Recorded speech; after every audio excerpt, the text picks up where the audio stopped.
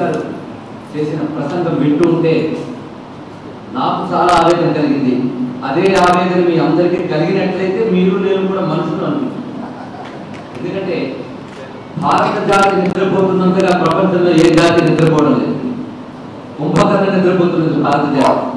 శంఖాలు పెట్టి ఊదుతున్నా నిద్ర లేవట్లేదు.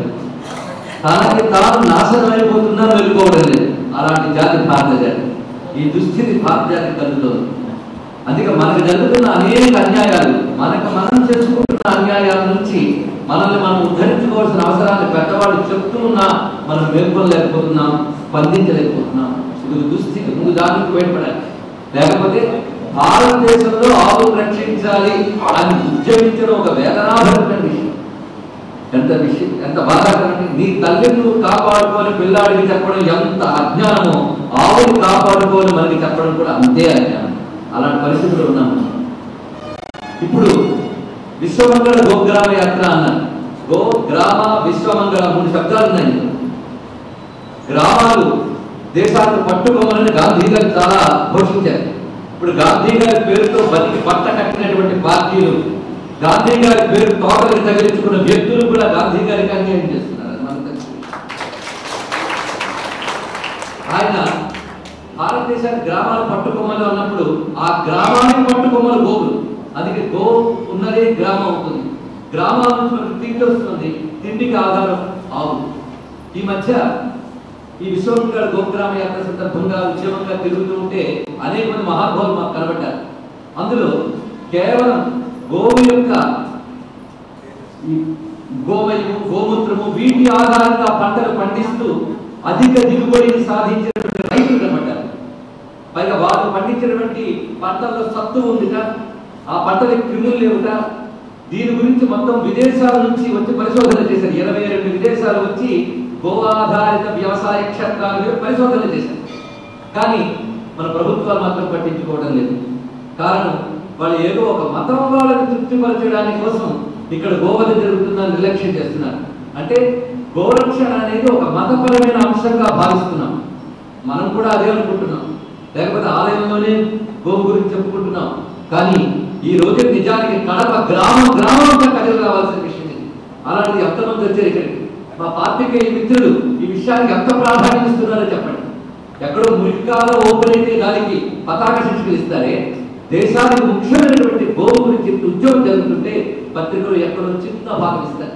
ఇక్కడ కూర్చున్న పాత్రికేయులు నేను అనట్లేదు, వీళ్ళు కష్టపడి రాసినా అక్కడ వేసేవాళ్ళు వేరు ఉంటారు. నాగార్జున నాయుడు గారు లేదు, హైదరాబాద్ నాగరత్నం నాయుడు గారు లేదు. వీళ్ళు అధిక దిగుబడి సాధించడమే కాదు, ప్రపంచ దేశాల మేధావుల చేత ప్రశంసలు పొందారు, అనేక జాతీయ అవార్డులు పొందారు. మా ఉపన్యాసాలు వేయి ఒకేస్తూ ఇలాంటి ఒక్కడు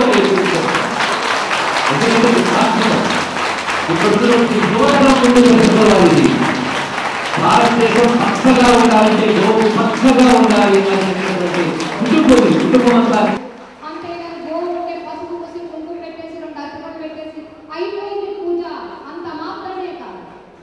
పోషించడంతో పాటుగా వాటిని రక్షించడం ప్రధానమైనటువంటి కర్తవ్యం. ఇవాళ తెలియక ఆ గోమాంసాన్ని విక్రయిస్తున్నారు. ఎవరు తమ కుటుంబ తమ పరివారం కోసం చెయ్యరాని కృత్యాలు చేస్తారో వాళ్ళకి ఇది 4 నశిస్తాయి. ఆయుర్విద్య యశో బలం. అందుచేత తమ తమ పరివారం కోసం కాక ఈ విశ్వ పరివారం కోసం ఎవరైతే జీవిస్తారో, ఎవరైతే వారి వారి జీవన విధానాన్ని చక్కగా మార్చుకుంటారో అటువంటి వాళ్ళే మానవ జన్మను సార్థకం చేసుకున్నటువంటి వారు అవుతారు. అటువంటి సత్ కార్యక్రమంలో, సత్ జీవనంలో మనమంతా ముందుకు వెళదాం.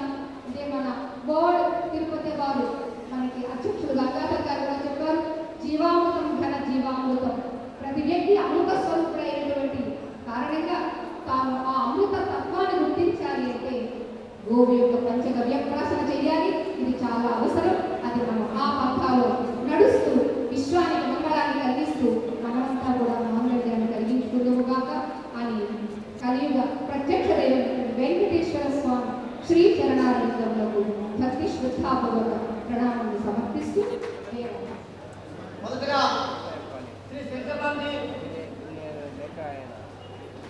రాజస్థాన్ వాసి విశ్వమంగళ గోగ్రామ యాత్ర అఖిల భారత కార్యదర్శి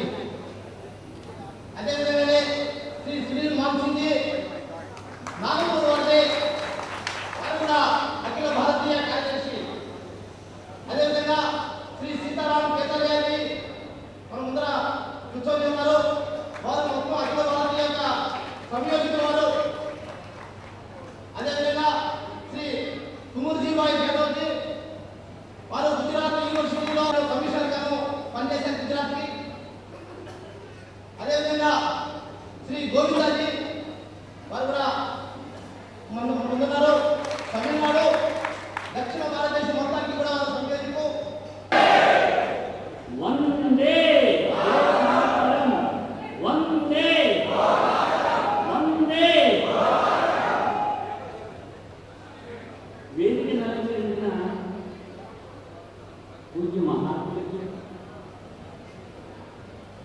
అఖిల భారతీయ స్థాయి నుండి ప్రాంత స్థాయి వరకు ఉన్నటువంటి కార్యకర్తలు, ఈ పుణ్యక్షేత్రమైన తిరుపతి జిల్లా నుండి వచ్చిన అనేక మంది సోదరులు సోదరులకు హృదయపూర్వక నమస్కారం.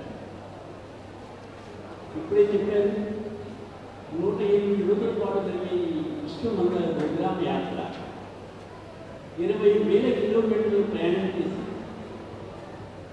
దసరా విజయదశమి నుండి మొదలెట్టి రాబోతున్న సంక్రాంతి జనవరి 15 వరకు కూడా ఈ కార్యక్రమం పూర్తి చేసి 17వ తేదీన సమారోహ కార్యక్రమం సుమారుగా 50 కోట్ల సంతకాలు సేకరించి జనవరి 31వ తేదీన రాష్ట్రపతికి సబ్మిట్ చేయాలనేటువంటి సంకల్పం, కొన్ని వేలాది ఉపరథాలను తయారు చేసి లక్షల గ్రామాలకు సంపర్కం చేయడమే కాకుండా కోట్లాది హిందూ హృదయాలను ఒక్కసారి జాగృతం చేసి స్పందింపు చేస్తూ నడుస్తున్న ఒక మహాయాత్ర ఈరోజు మనకు తిరుపతికి చేరింది.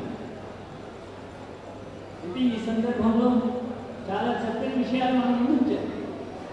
మొన్ననే మా ప్రవీణ్ తొగిడియా కొన్ని విషయాలు చెప్పారు.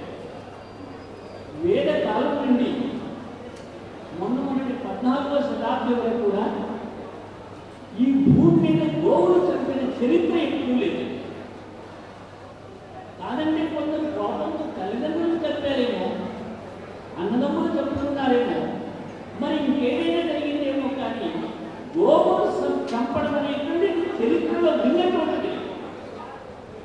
అటువంటి పవిత్ర గోమాత 14వ శతాబ్దం నుండి అది హత్యకు గురవుతూ ఈ రకమైనటువంటి దయనీయ స్థితి ఇంతకు ముందే మనం గీతంలో విన్నాం, పాటలు 100 కోట్ల హిందూ సమాజం ప్రేమించి పూజించి సేవిస్తున్న ఈ మాతని సజీవంగా ఉంచి దాని తోలు ఒలిచి బ్రతికుండగానే గొంతుపోయబడి ఆ విధంగా హింసకు ఏదైతే చూస్తున్నామో ఇది నిజంగా ఈ భారత జాతి బ్రతికి